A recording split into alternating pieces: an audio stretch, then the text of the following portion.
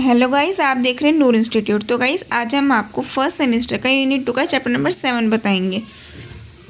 तो गाइस देखिए, आज हमारा जो यूनिट 1 का फर्स्ट सेमेस्टर का पॉलिटिकल साइंस का सिलेबस वो आज कंप्लीट हो रहा है। तो आपने जिसने भी वीडियो नहीं देखी है पहले की, फर्स्ट से लेकर 6 तक के चैप्टर हमने बना चुके हैं, आप प्लीज़ वो वीडियो पहले ज़रूर देखिएगा। एंड फिर चैप्टर नंबर 7 आज। तो जैसे कि आप जानते हैं कि आपकी पॉलिटिकल साइंस की बुक का क्या नाम है, राजनीतिक सिद्धांत एक परिचय। ये है आपकी पॉलिटिकल साइंस की फर्स्ट सेमेस्टर की बुक का नाम। इस पर जो यूनिट 2 आता है वो आता है अवधारणा, स्वतंत्रता, समानता और न्याय अधिकार। ये आपका यूनिट 2 चैप्टर नंबर 7 के अधिकार, स्वतंत्रता और समानता। हम इसमें 3 चीज़ों के बारे में पढ़ेंगे, अधिकार के बारे में, स्वतंत्रता के बारे में और समानता के बारे में। ये तीनों चीज़ों के बारे में आज हम डिस्कस करेंगे इस चैप्टर में। तो हम देख लेते पहले अधिकारों की अवधारणा। वो जैसे कि मैंने आपको बताया कि हम अधिकार के बारे में पढ़ेंगे, तो फर्स्ट में क्या आ गया उसका, अधिकारों की अवधारणा। पहले देख लेते हैं अधिकार का अर्थ क्या है। मानव के पूर्ण विकास के लिए स्वतंत्रता आवश्यक है तथा स्वतंत्रता का महत्व तभी है जब मनुष्य उसका उपयोग कर सके एवं राज्य और समाज उसे मान्यता दे। जब स्वतंत्रता को राज्य की मान्यता मिल जाती है तो वह अधिकार बन जाती है, पर इसका यह अर्थ नहीं है कि अधिकारों की उत्पत्ति राज्य द्वारा होती है। राज्य द्वारा अधिकारों की उत्पत्ति नहीं होती है। अब आते हैं अधिकारों के मुख्य सिद्धांत। कौन कौन से सिद्धांत निम्न प्रकार के हैं। नंबर 1 आता है प्राकृतिक अधिकारों का सिद्धांत। प्रकृति के अधिकार एक कानूनी और न्यायिक सिद्धांत है जो कि मौलिक मानवाधिकार की अवधारणा के समान पारिस्थितिक तंत्र और प्रजातियों से जुड़ी निहित अधिकारों का वर्णन करता है।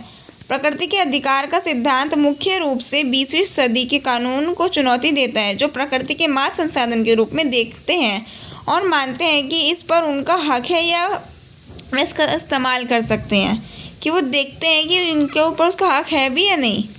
तो अब हमारा सेकंड आता है कानूनी अधिकारों का सिद्धांत। कानूनी अधिकार वह सिद्धांत है जो जिन्हें राज्य द्वारा मान्यता प्राप्त होते हैं और ये राज्य द्वारा लागू किया जाता है। राज्य के द्वारा जो हमें मिलते हैं वो कौन से होते हैं, कानूनी अधिकार होते हैं। किसी भी कानूनी अधिकार का उल्लंघन करने पर कानून द्वारा दंडित किया जाता है।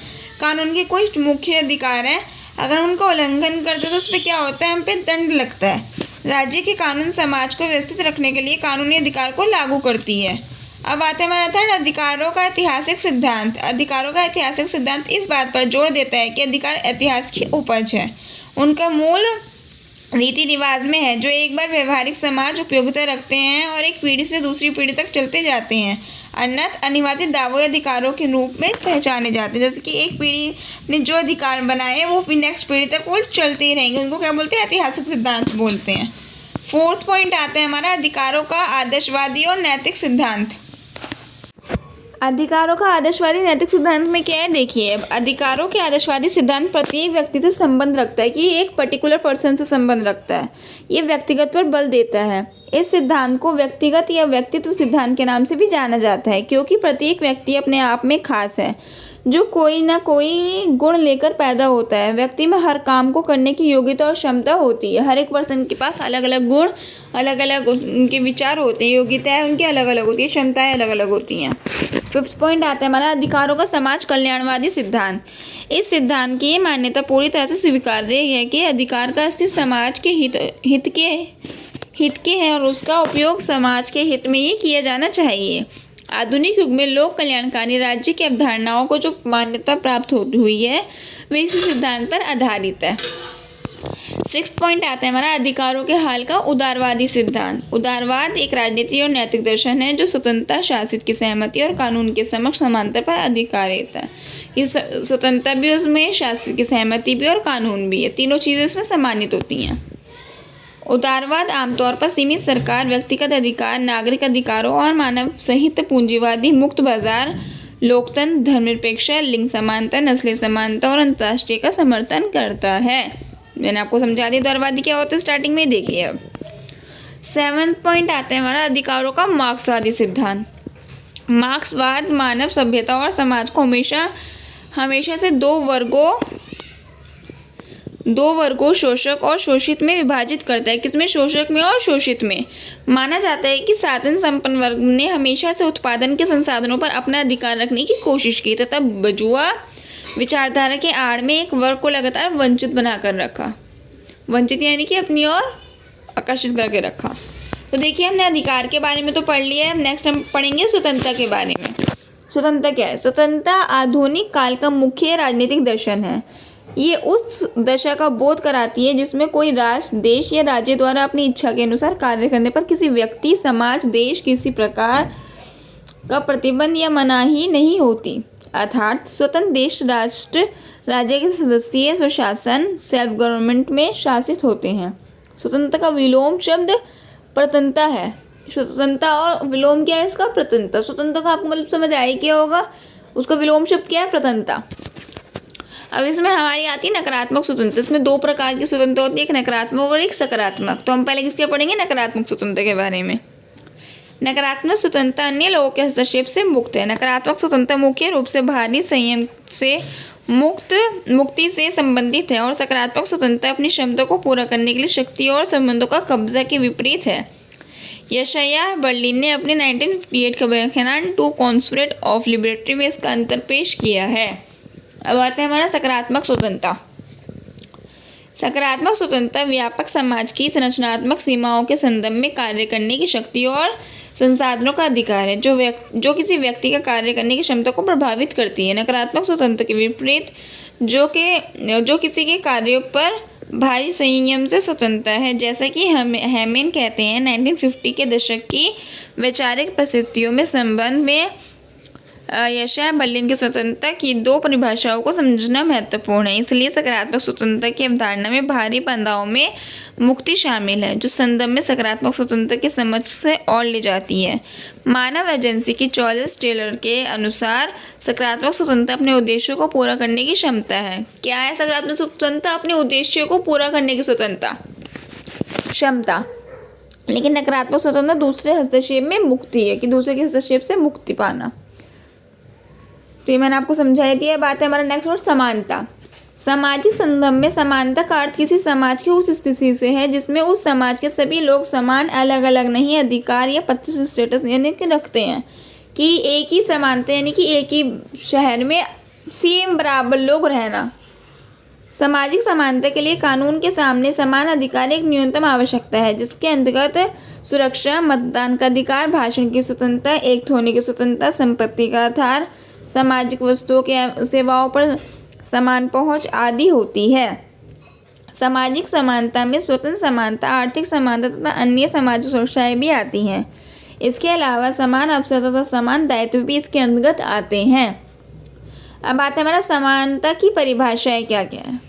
किसी समाज में उस स्थिति से है जिसमें सभी लोग समान अधिकार या प्रतिष्ठा से रहते हैं, कि कोई भी समाज में, कैसे भी समाज हो, लेकिन वहाँ पे सभी लोग समान रहें, एक ही उनकी प्रतिष्ठा हो, कोई भेदभाव ना हो, किसी भी भेदभाव में वो शामिल ना हो। अब नंबर 1 आता है हमारा, इसके प्रकार आ गए हम समानता के। व्यक्ति के बीच मूलभूत समानता। सामाजिक संदर्भ में समानता का अर्थ किसी समाज की उस स्थिति से है जिसमें उस समाज के सभी लोग समान अधिकार या प्रतिष्ठा रखते हैं। अवसर की समानता। अवसर की समानता का अर्थ उन सभी अवरोधों को दूर करना जो व्यक्तित्व आत्मा विकास में बाधा डालते हैं, कि उनकी आत्मा में यानी कि व्यक्तित्व में बाधा, यानी कि कोई पर्सनली किसी को रोक टोक कर रहा है तो उसमें बाधा डालना। इसका अर्थ है कि पेशे व्यवसाय प्रतिभावान व्यक्ति के लिए ही खुले होने चाहिए और तरक्कियां योग्यताओं पर आधारित होनी चाहिए। हैसियत, पारिवारिक संबंधों, सामाजिक पृष्ठभूमि व ऐसे ही अन्य कारकों का हस्तक्षेप नहीं होना चाहिए। अब आता है 3rd पॉइंट, स्थितियों की समानता। कर कानून और सरकारी खर्च में शर्त की समानता आर्थिक स्थिति है। अक्सर मनमाना के राजनीतिक नेताओं का मानना है कि एक व्यक्ति को सरकारी सामाजिक व्यवस्था और धन की पुनर्वितरण के बाद होना चाहिए। प्राप्त किए गए धन का पुरस्कार या पुनर्वितरण उनके श्रम का पालन करने के लिए धन के वायरलेस के किसी भी प्राकृतिक अधिकार को काफ़ी हद तक छिपाते हैं। एक समाज उद्योग में धन का पुरस्कार व्यापक हो सकता है। भोजन, आवास, स्वास्थ्य, शिक्षा, मनोरंजन, कल्याण वगैरह के लाभों के साथ साथ सीमा के साथ अपने नागरिकों के लिए बहुत कम या कोई संबंध नहीं। हालांकि इसका परिणाम ये होता है कि उत्पादन में असंतुलन के कारण आर्थिक संतुलन और समाज का जीवन स्तर समाज में कम हो जाता है। अब आता है हमारा 4th, परिणाम की समानता। परिणाम की समानता क्या होती है वो देखिए। परिणाम की समानता, स्थिति की समानता या फिर परिणाम की समानता एक राजनीतिक अवधारणा है। कौन सी अवधारणा है? राजनीतिक अवधारणा है, जो कुछ राजनीतिक विचारधाराओं के लिए केंद्रीय है। और अवसर की समानता शब्द के विपरीत अक्सर कुछ राजनीतिक प्रवचनों में इसका उपयोग किया जाता है।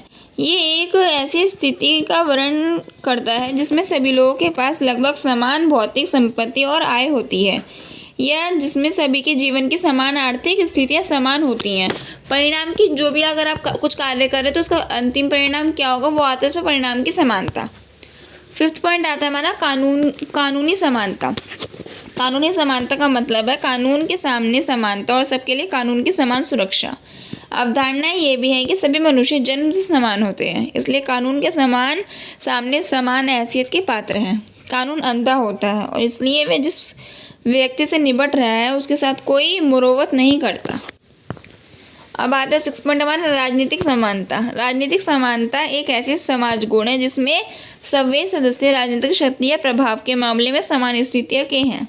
लोकतंत्र के विभिन्न रूपों का एक संस्थापक सिद्धांत राजनीतिक समस्तवाद एक विचार था जिसे थॉमस जेफरसन द्वारा सम्मिलित किया गया था, और ये नैतिक, पारस्परिक और कानूनी समानता के समान एक अवधारणा है। ये विचार सुझाव देता है कि एक निश्चित देश के सभी नागरिकों को उनकी नागरिकता की स्थिति के आधार पर समान रूप से व्यवहार किया जाना चाहिए, ना कि उनकी जाति, धर्म और वे कितने चतुर या कितने अमीर हैं उस पर। कि भैया जैसे कि एक भी देश में कोई भी लोग रह रहा है तो उसमें उनके साथ समान राजनीति बतानी चाहिए।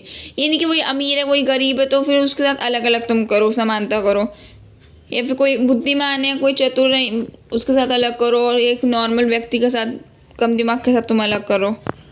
तो बात है हमारा 7 आर्थिक और सामाजिक समानता। सामाजिक समानता में स्वास्थ्य समानता, आर्थिक समानता तथा अन्य सामाजिक सुरक्षा भी आती हैं। इसके अलावा समान अवसर तथा समान दायित्व भी इसके अंतर्गत आता है। सामाजिक समानता किसी समाज की वह अवस्था है जिसके अंतर्गत उस समाज के सभी व्यक्तियों को सामाजिक आधार पर समान महत्व प्राप्त होते हैं। अब 8th पॉइंट आता है हमारा सामाजिक समानता। सामाजिक समानता मामलों की एक ऐसी स्थिति है जिसमें एक विशिष्ट समाज के भीतर सभी व्यक्तियों को समान अधिकार, स्वतंत्रता और स्थिति है।